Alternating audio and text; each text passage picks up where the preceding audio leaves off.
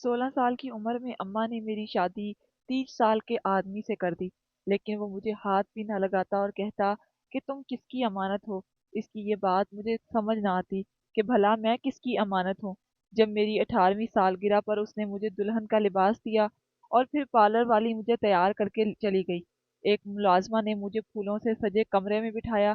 میں سمجھی تھی کہ میرا شوہر ہوگا، لیکن جب بیڈ پر کسی نے نوٹوں کی گڈی پھینکی تو میں نے چونک کر سر اٹھایا، لیکن مقابل کو دیکھ کر میری روح فنا ہو گئی، کیونکہ وہ تو اماں کا…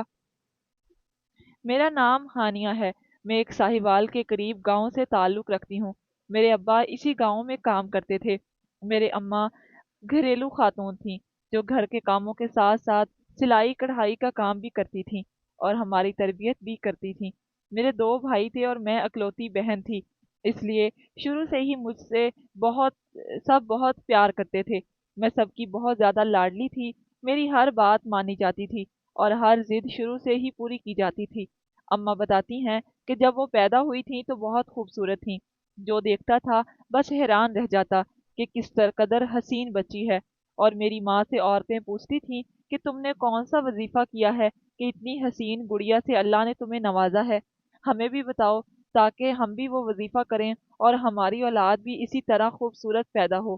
امی بھی کہہ دیا کرتی تھیں کہ میں تو بس صحت مند اولاد مانگا کرتی تھی اور شکر ہے خدا نے مجھے اتنی پیاری بیٹی دی ہے۔ اس طرح چند سالوں بعد اماں کی طبیعت اچانک خراب ہوئی۔ بہت علاج کروایا لیکن کوئی فرق نہیں پڑ رہا تھا۔ میں ابھی ویسے بھی صرف 3 سال کی تھی۔ ابا اماں کا علاج کروانے کے لیے شہر لے کر گئے تھے، وہاں بھی سرکاری ہسپتال سے علاج کروا رہے تھے، مگر ان کی طبیعت میں کوئی بھی بہتری نہیں آ رہی تھی۔ اور پھر ایک دن جب ڈاکٹر نے ابا کو اپنے کمرے میں بلایا تو ابا کو لگا کہ کوئی بات ہے، لیکن ابا روتے ہوئے باہر آئے۔ ان سے میرے بڑے بھائی نے پوچھا کہ کیا ہوا ہے۔ ڈاکٹر نے ابا سے کو بتایا کہ ڈاکٹر نے بتایا ہے کہ اماں کو کینسر ہے اور وہ بھی لاسٹ سٹیج پر، اس کے پاس بہت ہی تھوڑا وقت رہ گیا ہے اور اس کے بعد چند ہی دنوں میں اماں کی حالت مزید خراب ہو گئی۔ اب ان پر کوئی مزید دوا اثر نہیں کر رہی تھی اور اس طرح دیکھتے ہی دیکھتے اماں ہمیں ہمیشہ ہمیشہ کے لیے چھوڑ کر چلی گئی تھی۔ کچھ دیر ہم لوگ کافی دکھ میں رہے، لیکن آہستہ آہستہ وقت کے ساتھ ساتھ دوبارہ زندگی کے کام کاج میں لگ گئے۔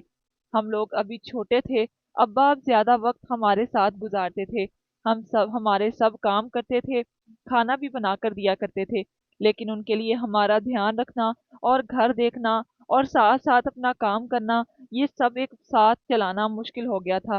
لیکن کچھ دنوں کے لیے ہماری دادی ہمارے پاس رہنے کے لیے آ گئی تھی۔ انہوں نے جب بتایا کہ یہ سب کچھ کرتے ہوئے دیکھا، انہوں نے ابا کو دیکھا تو انہوں نے ابا کو بولا کہ تم دوسری شادی کر لو، اس طرح تم یہ سب اکیلے کس طرح کرو گے؟ گھر میں ایک عورت کا ہونا بہت ضروری ہے۔ تم شادی کر لو گے تاکہ بچوں کا خیال بھی رکھنے والی آ جائے، تمہاری کچھ ذمہ داری اور پریشانی بھی کم ہو جائے گی اور تم پوری توجہ سے اپنے باہر کے کام کر سکو گے۔ پہلے تو ابا نے دادی کو منع کر دیا، لیکن پھر جب وقت گزر گیا تو ان کو احساس ہونے لگا کہ سچ میں کوئی عورت گھر میں ہونی چاہیے تاکہ میری ذمہ داری کچھ بڑھ جائے۔ انہوں نے اس بارے میں دادی سے بات کی تو دادی نے جاننے والے کو بولا کہ کوئی ایسا رشتہ بتائیں جو ان بچوں کو بھی اپنے گھر اور اپنے شوہر کی تمام ذمہ داریاں قبول کر سکے۔ اس طرح کافی لوگوں نے رشتے بھی بتائے تھے، لیکن کوئی مناسب لوگ ابھی تک ملے نہیں تھے۔ پھر ایک دن کسی نے بتایا کہ ساتھ والے گاؤں میں ایک رشتہ ہے اور اس لڑکی کی پہلے طلاق ہو چکی ہے، اگر آپ لوگ کہیں تو ہم بات کر کے دیکھتے ہیں۔ ابا اور دادی نے بول دیا کہ ٹھیک ہے، بات کر لو ان سے۔ جب ان سے بات کی اور ساری صورتحال سامنے رکھی تو انہوں نے بولا کہ ہم سوچ کر بتائیں گے۔ ابا کو لگا تھا کہ وہ لازمی انکار کر دیں گے کہ 3 بچے ہیں، ان کی ذمہ داری آخر کوئی کیوں لے گا۔ چند دن بعد ان کی طرف سے پیغام آیا کہ ان کو اس رشتے سے کوئی اعتراض نہیں ہے اور پھر سادہ سا نکاح ہو گیا۔ میں چھوٹی تھی اس لیے مجھے کیا معلوم تھا کہ یہ میری سوتیلی ماں ہے، لیکن انہوں نے میرا بہت خیال رکھا اور ابا کو بھی کبھی شکایت کا کوئی موقع نہیں دیا۔ ہماری ساری ذمہ داریاں ایسے نبھاتی تھیں جیسے ہماری سگی ماں ہو، اور ہم بھی جلد ہی ان سے بہت زیادہ مانوس ہو گئے تھے اور انہوں نے جلدی ابا کا دل بھی جیت لیا تھا۔ अब्बा को अब पूरा एतमाद हो गया था कि ये मेरे बच्चों को अपना समझती है, इसलिए अब वो ज़्यादा फिक्रमंद नहीं होते थे। वक्त यूं ही अच्छे से गुजरता गया। मेरे बड़े भाई अब बड़े हो चुके थे और एक भाई मुल्क से बाहर चला गया था और दूसरा ज़रा लापरवाह सा था और हर वक्त घर से बाहर रहता था और ना ही पढ़ाई पर और ना ही किसी चीज़ पर तवज्जो देता। हर वक्त आवारागर्दी करता और अजीब किस्म के यार दोस्त उठना बैठना था। उसका अब्बा ने उसको बहुत समझाया था कि ये कोई अच्छी आदतें नहीं हैं, लेकिन वो अब किसी की भी नहीं सुनता था और सब कहते थे कि इसकी सौतेली माँ ने इस पर तवज्जो नहीं दी, ये इसलिए ऐसा हो गया है, और अगर इसकी सगी माँ जिंदा होती तो इसके हालात यूं ना होते। मुझे शुरू से ही पढ़ने का बहुत शौक था और मैं पढ़कर डॉक्टर बनना चाहती थी। अब मैं मैट्रिक में थी और मैं बस चाहती थी कि मेरे बहुत अच्छे नंबर्स आएं। उसके लिए मैं बहुत ज़्यादा मेहनत भी कर रही थी। मेरे इम्तिहानात भी होने वाले थे। मैंने बहुत अच्छे से तैयारी कर रखी थी और दिन रात एक कर कर के इम्तिहानात दे दिए थे। इम्तिहानों के कुछ अरसा बाद ही मेरा रिजल्ट आ गया और मैंने शानदार कामयाबी हासिल की थी। मैं बहुत ज़्यादा खुश थी कि अब मुझे अच्छे से किसी कॉलेज में दाखिला लेना था और बस मैं इसी की तैयारी कर रही थी। लेकिन किस्मत को शायद कुछ और ही मंजूर था। मेरी उम्र इस वक्त सिर्फ 16 साल की थी। मैं आगे पढ़ने के लिए प्लान्स बना रही थी और इधर मेरी माँ ने मेरी शादी की बात छेड़ दी थी। मैं तो ऐसा सोचा भी नहीं था और अचानक ये बात सुनकर मुझे बिल्कुल भी अच्छा नहीं लगा कि ये क्या बात हुई है। मैंने अम्मा से भी इस बारे में बात की थी कि मैं अभी शादी नहीं करना चाहती, अभी पढ़ना चाहती हूँ, और वैसे भी अभी मेरी कौन सी शादी की उम्र निकली जा रही है। मैं अपने पाँव पर खड़ा होना चाहती हूँ, डॉक्टर बनना चाहती हूँ। लेकिन उन्होंने अब्बा से बात की तो अब्बा बोले कि अम्मा को कि मुझे तुम पर पूरा यकीन है कि तुम इन बच्चों के लिए कभी कुछ गलत नहीं सोचोगी और ना ही कुछ गलत करोगी। अगर तुम समझती हो कि हम इसकी शादी कर दें तो फिर हम इसकी शादी कर देते हैं, और वैसे भी लड़कियों की शादी वक्त पर हो जाए यही ठीक रहता है, क्योंकि हालात बहुत ख़राब हो चुके हैं। जितना जल्दी हो सके सबको ये फ़र्ज़ अदा कर देना चाहिए। मैं अब्बा की बातें सुनकर हैरान थी कि आखिर ये क्या कह रहे हैं। खैर, अम्मा ने मेरे लिए रिश्ता देखना शुरू कर दिए थे और मैं कभी किसी के सामने और कभी किसी के सामने ट्रे उठाए हाजिर हो जाती थी। फिर इन तमाम रिश्तों में एक दिन जो रिश्ता आया वो तो मैं खुद देखकर हैरान रह गई। मुझे लगा कि लड़के का बाप या फिर बड़ा भाई होगा, मगर मैं ये सुनकर हैरान रह गई कि वही लड़का था जिसका रिश्ता आया था। वो तो 30 साल का था और मुझे लगा कि अम्मा इनकार कर देंगी, मगर उन्होंने बोला कि उनकी ये सब रिश्तों में ये पसंद है। मैं उससे शादी नहीं करना चाहती थी, लेकिन घर वालों ने ज़बरदस्ती मेरा रिश्ता वहाँ तय कर दिया। मुझे बिल्कुल भी अच्छा नहीं लग रहा था और किसी ने तो मेरी मर्जी जानी ही नहीं थी। मैं बहुत ज़्यादा दुखी थी कि आखिर मेरे साथ हुआ क्या है। मैं इतनी खूबसूरत थी, मुझे तो कोई भी अच्छा शख्स मिल सकता था, लेकिन अब यही हकीकत थी और मुझे उसी के साथ रहना था। रिश्ता पक्का होने के बाद वो अब मेरे घर आने जाने लगा था, जो मुझे बिल्कुल भी पसंद नहीं था।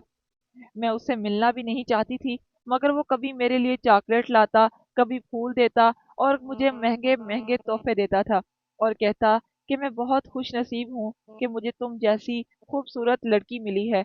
मैं तुमसे बहुत बेहद मोहब्बत करता हूँ और दिन ब दिन मुझे तुमसे मज़ीद मोहब्बत होती जा रही है। और इसी तरह जब जब वो मुझसे मिलता तो मेरी तारीफ में ज़मीन आसमान के कलबे मिलाता रहता था।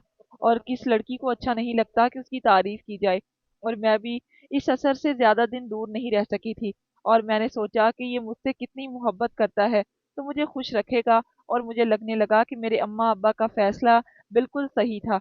मैं भी अब शादी के लिए राज़ी हो गई थी और कुछ दिनों बाद मेरा निकाह करके मुझे रुखसत कर दिया गया।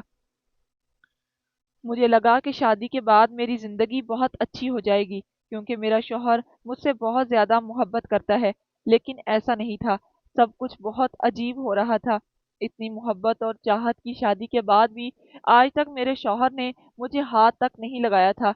शादी के कुछ अर्सा बाद ही उसने मुझसे पूछा कि तुम पढ़ना चाहती हो। मैंने कहा हाँ, और फिर उन्होंने मेरा दाखिला कॉलेज में करवा दिया और मुझे सुबह रोज़ कॉलेज छोड़ने और लेने जाते। انہوں نے مجھے الگ کمرہ دے دیا تھا اور ہم ایک ہی گھر میں رہ کر اور میاں بیوی ہونے کے باوجود انجان لوگوں کی طرح رہتے تھے۔ اور میں نے ان سے اس رویے کی وجہ پوچھی تو انہوں نے کبھی جواب نہیں دیا تھا، اور میں بس کڑوا گھونٹ پی لیتی تھی۔ اور آخر ایک دن میں نے ان سے کہا کہ کیا میں آپ کو اچھی نہیں لگتی؟ کیا مجھ سے محبت نہیں ہے؟ ان سب کی وجہ کیا ہے؟ مجھے کس بات کی سزا مل رہی ہے؟ انہوں نے کہا، جو کہا وہ مجھ سن کر میں حیران و پریشان رہ گئی۔ انہوں نے کہا کہ تم کسی اور کی امانت ہو، اس لیے میں نے آج تک تمہیں ہاتھ نہیں لگایا۔ میں نے ان سے پوچھا کہ مجھے یہ کیا کہہ رہے ہیں، تو اچانک سے انہوں نے بات بدل دی کہ میرا مطلب ہے کہ تم ابھی بہت چھوٹی ہو اور پڑھ بھی رہی ہو، اس لیے میں تمہیں بس ابھی کسی بھی طرح سے ڈسٹرب نہیں کرنا چاہتا۔ میں ان کی باتوں پر حیران تھی، اور پھر میں نے اپنی پڑھائی کی طرف توجہ دینے لگی اور میں نے اپنی دنیا بنا لی تھی۔ اسی طرح وقت گزرتا گیا، اور جب میں 18 برس کی ہوئی تو میرے شوہر نے میری سالگرہ پر مجھے ایک دلہن کا لباس لا کر دیا۔ مجھے دیکھ کر جسے دیکھ کر میں تو خوش ہوئی، لیکن مجھے بہت زیادہ حیرانی بھی ہوئی کہ انہوں نے اس دن کمرہ پورا سجایا ہوا تھا، اور میں بھی بالکل دلہنوں کی طرح تیار ہو گئی تھی۔ میں بہت خوش تھی، لیکن جیسے ہی دروازہ کھلا تو یہ دیکھ کر میرے پاؤں کے نیچے سے زمین نکل گئی۔ میں حیران رہ گئی کہ وہ شخص میرا شوہر نہیں، بلکہ وہ تو میری ماں کا بھائی تھا، اور اس کو اس طرح اپنے سامنے دیکھ کر میرے ہوش اڑ گئے تھے۔ مجھے کچھ سمجھ نہیں آ رہا تھا۔ جب میں چھوٹی تھی تو یہ شخص ہمارے گھر آتا تھا، اور مجھے یہ آدمی ہرگز بھی ایک آنکھ نہیں بھاتا تھا، اور یہ مجھے عجیب نظروں سے دیکھتا تھا اور بالکل بھی پسند نہیں تھا، اور مجھ پر بری نظر رکھتا تھا۔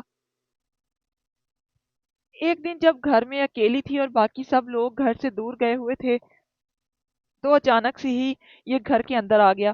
اس کے پاس گھر کی چابی تھی، اور یہ غلط نیت کے ساتھ آیا تھا۔ اس کو دیکھ کر میری جان نکل گئی۔ یہ یہاں کیوں آیا ہے؟ میں بری طرح سے ڈر گئی تھی۔ مجھے سمجھ نہیں آ رہا تھا کہ اب میں کیا کروں اور اس سے کس طرح اپنی جان بچاؤں۔ جیسے ہی یہ میری طرف آیا، مجھے ہاتھ لگانے لگا، تو میں نے اس کے منہ پر تھپڑ مارا اور زور زور سے چیخیں مار مار کر محلہ اکٹھا کر لیا۔ اتنی دیر میں میرے ماں باپ بھی آ گئے، اور اتنا رش دیکھ کر انہوں نے مجھ سے پوچھا کہ یہ سب کیا ہے۔ تو پھر میں نے ان کو یہ سب بتایا، اور میری سوتیلی ماں نے میری ساری بات سنی اور اس کا یقین کرتے ہوئے اپنے بھائی کو مارا پیٹا اور بولا کہ تمہیں یہ سب کر کے شرم نہیں آئی کہ یہ لڑکی اس گھر کی عزت ہے۔ مجھے خوشی ہوئی کہ انہوں نے میری بات کا یقین کیا اور اس کو یہاں آنے سے ہمیشہ کے لیے منع کر دیا، اور اس کے ساتھ سارے رشتے بھی توڑ دیے تھے۔ مجھے اندر ہی اندر اطمینان ہوا کہ چلو شکر ہے، اس گند سے میری جان تو چھوٹ گئی ہے۔ لیکن میں بہت زیادہ گھبرائی ہوئی تھی کہ اگر کچھ غلط ہو جاتا تو میں کیا کرتی۔ شکر ہے کہ اللہ نے مجھے کسی بھی بڑے حادثے سے بچا لیا تھا۔ اس کے بعد سب کچھ نارمل ہو گیا تھا۔ مجھے لگا کہ میری ماں مجھ سے خفا ہو گئی ہے، لیکن وہ مجھ سے بالکل بھی خفا نہیں تھی۔ انہوں نے بولا کہ اس میں تمہاری کوئی غلطی نہیں، سارا قصور میرے بھائی کا تھا۔ مجھے کیا پتا تھا کہ کس کے دل میں کیا چل رہا ہے اور کون کیا سوچ رہا ہے، اور یہ سب وقتی ایک ڈرامہ تھا، اور سب جھوٹ اور فریب تھا، اور باقی دلوں کا حال تو بس اللہ کی ذات ہی جانتی ہے۔ میری بات پکی ہونے کے بعد مجھے معلوم ہوا کہ وہ گندا شخص ملک سے باہر چلا گیا ہے، اور پھر میں اپنی شادی کی تیاریوں میں لگ گئی۔ میں تو بالکل ہی بھول گئی تھی اس کو، لیکن آج اس کو یوں اپنے سامنے پھر سے اسی طرح دیکھ کر میں کافی پریشان تھی، اور مجھے کچھ سمجھ نہیں آ رہا تھا کہ یہ سب کیا ہوا ہے میرے ساتھ۔ میں نے بہت ہمت کر کے اس سے پوچھا کہ تم یہاں کیا کر رہے ہو؟ میرا شوہر کدھر ہے؟ کیا تم نے اس کے ساتھ کچھ کر تو نہیں دیا؟ میں بس رو رہی تھی کہ یہ سب کیا ہے، اور آخر میں نے ایسا کیا کر دیا جس کی سزا ختم ہونے کو ہی نہیں آ رہی۔ وہ میرے پاس آیا اور ہاتھ لگانے کی کوشش کی۔ میں نے اس کے ہاتھ پیچھے کیے اور بس یہی پوچھے جا رہی تھی کہ میرا شوہر کدھر ہے۔ اس نے کہا کہ وہ تمہارا شوہر ہے ہی نہیں، بلکہ وہ تو، میں یہ کہوں کہ تمہارا اس کے ساتھ نکاح تک نہیں ہوا، اور یہ سب کچھ جھوٹ تھا، اور یہ صرف اور صرف تم سے بدلہ لینے کے لیے کیا گیا ہے، جو اس رات تم نے میرے ساتھ کیا تھا وہ میں کبھی بھی نہیں بھولا۔ اور پھر مجھے سمجھ نہیں آ رہا تھا کہ میں کس طرح تم سے ان سب کا بدلہ لوں۔ तो फिर मैंने ये सब प्लान किया। इसमें मेरी बहन यानी कि तुम्हारी सौतेली माँ भी शामिल थी, और हम दोनों ने मिलकर ये सब कुछ प्लान किया था, और उसकी मदद के बगैर तो मैं कुछ नहीं कर सकता था। मैं बस सहमी हुई उसकी ये सब बातें सुन रही थी। फिर उसने कहा कि देखो, मैं तुम्हारा बुरा नहीं चाहता कभी भी, और शुरू से ही मैं तुम्हें बहुत पसंद करता हूँ। अगर तुम पहले ही मेरी बात सीधी तरह से मान लेती तो मुझे ये सब करने की ज़रूरत नहीं पड़नी थी, और फिर हम दोनों साथ में खुशी खुशी रहते। लेकिन तुम्हें पाने के लिए मैंने ये सब किया है। मेरा यकीन करो, वो निकाह झूठ था। वो मेरा एक दोस्त था। मैं मुल्क से बाहर चला गया था और मुझे डर था कि मेरे पीछे से तुम्हारे अब्बा कहीं और तुम्हारा निकाह ना कर दें। इसलिए मैंने ये जाल बुना, और मुझे यकीन है कि उसने कभी तुम्हें हाथ तक नहीं लगाया होगा। वो मेरी तरफ बढ़ा और मुझे हाथ लगाना चाहा, तो मैंने घबराकर उसके सर पर जोर और साइड टेबल लैंप दे मारा, जिसकी वजह से उसके सर से खून निकलने लगा और वो बेहोश हो गया। और मैं ये देखकर बहुत डर गई थी। मैंने देखा कि उसकी सांसें चल रही थी। मैंने शुक्र अदा किया और फौरन वहां से निकलकर पुलिस स्टेशन पहुंची। वो लोग भी मुझे इस हुलिये में देखकर हैरान रह गए। उन्हें लग रहा था कि शायद मैं शादी नहीं करना चाहती, और इसलिए मैं दुल्हन बने अपनी शादी से भाग आई हूँ। लेकिन फिर मैंने उनको अपनी पूरी बात बताई। तो इस तरह मेरी सौतेली माँ ने मेरे साथ किया है, और इस तरह मेरी किसी से गैर कानूनी शादी करवा दी थी। और अब मेरी सौतेली माँ का भाई मेरे साथ जबरदस्ती कर रहा था, और मैं मुझे ज्यादती का निशाना बना रहा था, और मैं बहुत मुश्किल से अपनी जान बचाकर भागी हूँ। और अब आप लोग भी मेरे साथ मेरी सिर्फ मदद कर सकते हैं। उन्होंने मेरी पूरी बात सुनी और कहा कि आप बिल्कुल भी परेशान ना हो।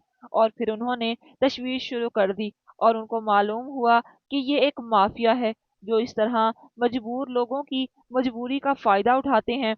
और इस तरह की बहुत सी लड़कियां हैं। ये माफिया लोग इस तरह के मजबूर लोगों का फायदा उठाते हैं, और कभी ये लोग किसी अमीर पार्टी को फंसाकर उसकी दौलत हथिया लेते हैं। इस तरह न जाने उन्होंने कितने घर लूटे थे। पुलिस को मालूम था कि इन सब ने मेरी सौतेली माँ भी शामिल है। तो वो लोग इनको गिरफ्तार करने के लिए उनके घर गए, और साथ में मुझे भी ले गए। और उन्होंने उनसे पूछा कि ये सब क्या है और क्यों किया। अब्बा को तो कुछ समझ नहीं आ रहा था कि ये सब क्या हो रहा है। वो बस कही जा रही थी कि ये मेरी बीवी है और इसने कुछ भी गलत नहीं किया। लेकिन फिर पुलिस ने और मैंने उनको पूरी बात बताई कि मेरे साथ उन्होंने कितना बड़ा धोखा किया है, बल्कि धोखा नहीं गुनाह किया है।